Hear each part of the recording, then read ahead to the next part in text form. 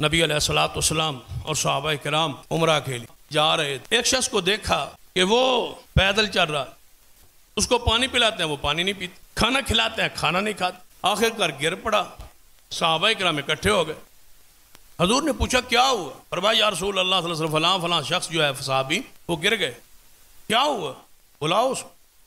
صحابہ کو بلایا گیا, پوچھا گیا کیا ہوا اس کو؟ فرمایا یا رسول اللہ صلی اللہ علیہ وسلم اس نے نظر مانی تھی کہ بیت اللہ کی طرف پیاسا جاؤں, سارے سفر میں پانی نہیں پیوں, کھانا نہیں کھاؤں, دھوپ پہ چلوں گا اور پیدل چلوں بیت اللہ کی طرف, دربار کی طرف نہیں, بیت اللہ کی طرف, کسی عرس اور میلے کی طرف نہیں, بیت اللہ کی طرف پیدل ننگے پاؤں چلوں,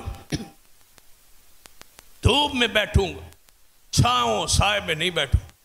حضور نے فرمایا اس کو کہہ دو تیری اس مشقت کا کوئی اجر و ثواب نہیں ہے, دین اسلام تیری اس مشقت سے بری ہے, سواری پر سوار ہو یہ دین ہے, کھانا کھا پانی پی یہ دین ہے, بھوکا پیاسا رہ کے جان بوجھ کے مشقت میں ڈالنا یہ دین نہیں ہے, دین اس سے بری ہے.